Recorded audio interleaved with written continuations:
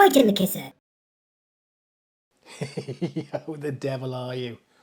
We've got the Douk Audio DAC-Q11, the new DAC from Douk Audio. Now, this is a little bit different from other DACs because it has 2 DAC chips. Yeah, but other DACs have 2 DAC chips in them. Well, yes they do, but they don't have 2 different DAC chips, do they? This has an AKM DAC in it and an ESS DAC in it. So it's not the same as the others. One of these things is not like the other. One of these things is not like the other. One of these things just doesn't belong. Can you tell which thing is not like the other before I finish my song? Is anyone old enough watching this to remember that? It's a blast from my childhood. Anyway, yeah, so it has 2 separate DACs which you can use independently or both together, which I'll be showing later in the video. So the first thing we need to do is get this out of the box.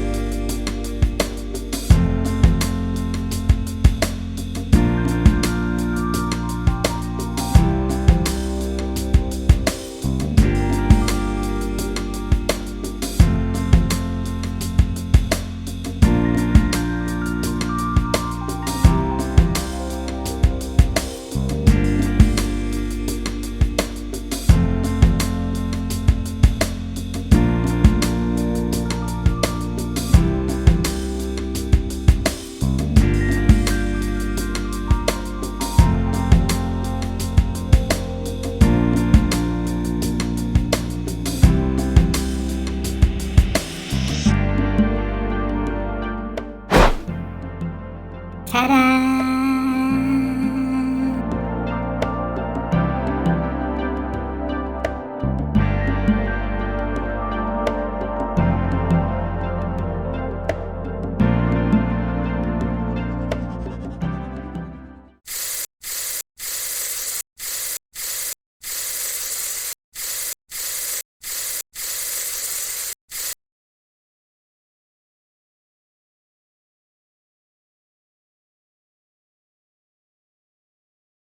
Okay, let's have a little look at the specs.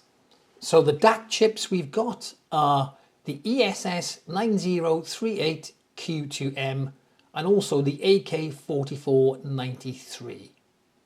The max sampling rate supported is through the USB is PCM 32-bit 384 kilohertz and DSD 256. Through the coaxial and optical, you're getting 24-bit 192. Frequency response 20 to 20. Total harmonic distortion plus noise is 0.0003% at 1 kilohertz. Signal to noise ratio is 117 dB. Now, I don't think there's anything else worth of note there. But here's the thing, right? So, how much do these measurements matter in reality? Because I think we're being sold measurements recently. I find so anyway. And let me explain. So I think a lot of companies are realizing that measurements are important to a lot of people. And I think that because of the rise of a lot of websites and channels who push measurements forward, like ASR. He's always sort of, Amir over at ASR is always like reviewing stuff regarding its measurements. But here's the thing with measurements. I've had things which measure well and I don't like the sound of. So even though measurements are important, I don't think they're the be all and end all. And I'll give you a comparison. So I have a Topping D53 DAC. And if you look at the measurements compared from this to the Douk Audio Q11, it measures quite considerably better. So if you look at total harmonic distortion plus noise is 0.00008% at 1 kilohertz, and that's through RCA. TRS is at 6% there, right? 0.00000. And signal to noise ratio is 127 dB and 132 dB, compared to signal to noise ratio 117 dB and only 3 zeros and 3%, well, that's 4 zeros, okay, 8%. So really, really good measurements here, really good measurements, okay? But are they out of the realm of human hearing? That's my issue. Could you hear this? I doubt it very much compared to that. I don't think our ears could pick it up, even if you've got really good ears and you're 18 years old. I don't think you could pick that up. Yeah, it measures fantastic, okay? But can your ears actually detect that? Anyway, so what I'm going to do later is I'm going to do a sound test later in the video, comparing the 3 modes of the Douk Audio DAC, the Q11, and then I'm going to be comparing the Q11 to the topping D53. And so wait for that, that's coming up shortly. Anyway, before we do that, let's have a closer look at the DAC itself. And here it is. Ta-da! Right, so on the front you've got this dial, got 2 screens here. Now, so this dial, it's your volume, your on-off, and your modes. So just press it to come on, welcome. And there you can see your volume there, okay? And if you want to go through your modes, you just press it then, we'll get it off. So see coaxial, optical, USB, boom. Here then you've got which mode you want it on. So you've got whether you want it on just the ESS DAC or whether you want it on the AKM and the ESS together, or whether you want just the AKM DAC. And you can choose between them, okay? And on the screen there, when it comes back, I should have pressed it. What did I turn that for? On there, you can see what your input is. It's saying it's 44.1 kilohertz. Now, if I want that to be more, I need to change it on my PC. So I'll go into my PC settings, sound settings, like that, and change that to 300 and whatever it is, right? Actually, I'll do that now.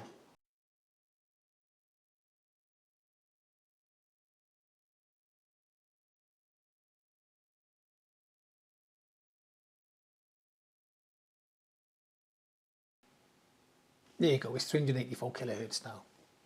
Right, so most of the functions you can access on the front panel here. But if you want to access the mode, you need the remote. So don't lose the remote, okay? Because there's no way on this front panel to change your mode to run through the DACs. So just use this select button here. And it's mode 2, which is AKM, mode 3, which is ESS, and mode 1, which is AKM and the ESS DAC together. You also got your volume on here. And then you've got this. Now I thought this was a brightness button, and I think they've missed a trick here, personally. So all this does is turn it on, off and on, off and on. I think they should have had a dimmer. Someone wanted it a little bit dimmer, maybe have 3 modes, but it's just off and on. There you go. Then you got your mute there, and you've got your power on and off standby. Now, I do really like the way this looks, and also look how nice it fits on top of my AIMA B07. Perfect fit. Now, I do find a lot of the stuff coming over from China, they're all different sizes. And when you start stacking them up on top of each other, it looks like an unfinished game of Jenga. Okay, it's just all over the place. So it's nice that it actually fits in perfect harmony with my AIMA B07. I wish they'd come up with some sort of universal standard for these devices, so they're all kind of the same size, like full-size amps. I know most full-size amps do fit on top of each other pretty much. There are, I'm not going to say always, there are exceptions to the rule, but in general, most full-size amplifiers and tuners and CD players fit or stack on top of each other. They need to do the same, I think. Anyway, make it more universal. Right, so what I want to do now is a sound test. So what I've done a sound test, Now I haven't done it via the speakers. I want to have it directly from the DACs. So I've used an audio capture device and I've gone directly out of the RCAs on the back of this into Audacity and recorded a track. And I've recorded one track with this AKM plus ESS, one track with AKM and one track with ESS, and to see if we can hear any difference at all. So have a listen to this.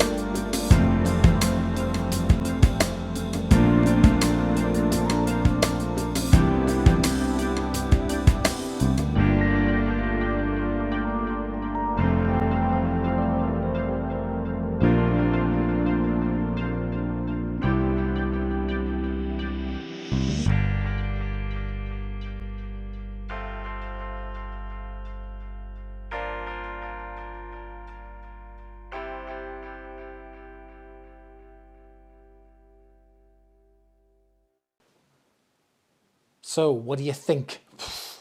Be damned if I could tell the difference. Just sounded the same to me. But let me know in the comment section, did you hear any difference between the DAC chips? I couldn't. I thought, 1 minute I thought I was, then I thought I wasn't. When I was choosing the wrong one, I couldn't tell the difference. So this could suggest it's not just about the DAC chip. It's how that DAC chip is implemented into the board. So that's something to be aware of, isn't it? It's not always about the DAC chip. But I couldn't hear a difference anyway. So next, I wanted to test it and see how good it was against my Topping D53. Because the Topping D53, again, on ASR, measures fantastically. Really good specs on it. So I wanted to see how it measures to that. And do these measurements, by measuring better, does it make a huge sonic difference? Anyway, have a listen to this.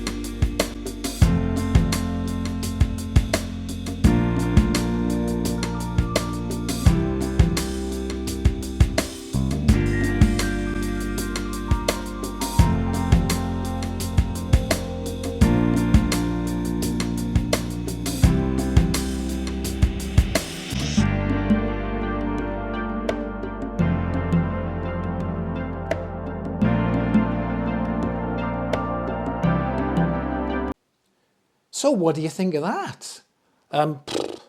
Not much of a muchness, was it? I think the topping maybe was slightly better, but not by a huge amount. Not by a huge amount. Yeah, I thought that there was not much of a difference. Maybe some of you heard more of a difference than I did. But is that difference worth the extra 80 to £100? I don't know.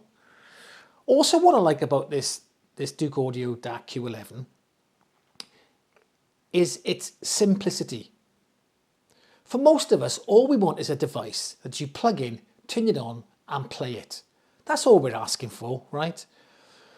Now, you're finding that a lot of these expensive DACs, the topping's no exception. I do like this DAC, don't get me wrong, I do like this DAC. Well, it's got Bluetooth LDAC and stuff like that on it. But the settings on it are mental on some of these DACs, right? You go into the settings, you're like, whoa. It's going to take me weeks to get used to all these settings, you know what I mean? Was it PEQ settings? Mind you, can only get PEQ via a PC, not through the other inputs. You've got PEQ settings, parameters set, whatever. Then you've got 10 different filters, linear, phase, roll off, roll on, phase this, phase. Jesus Christ, right? Just give me something I can plug in, turn on, and a bass and a treble. Thank you very much. I don't know. Maybe some of you like all that stuff, but you go into the settings in some of these DACs, and it's ridiculous how many filters they've got and stings and all this nonsense. A good old bass and treble will suit me fine, right? So I do like the simplicity of this Douk Audio DAC. You turn it on, it's a couple of modes you need to press, nothing fancy. It does the job, and you know what? It does it pretty good, okay? It sounds really good. I got no quibbles with the sound of it. And also, I do really like the look and design of it. It's got a good clear front display. That panel on the top where you can see the PCB board is really cool. I do like that a lot. Maybe it would bug some people, over time, but not me. The only thing is, though, you don't want to get any fingerprints on it because it won't look as good then, would it? Or scratch it. Anyway, so all in all, I think this Douk Audio Q11 is a very decent prospect. And I got no quibbles in recommending it. Anyway, that's come to the end of the video. Please let me know your thoughts down below in the comment section. And I will catch you in the next one.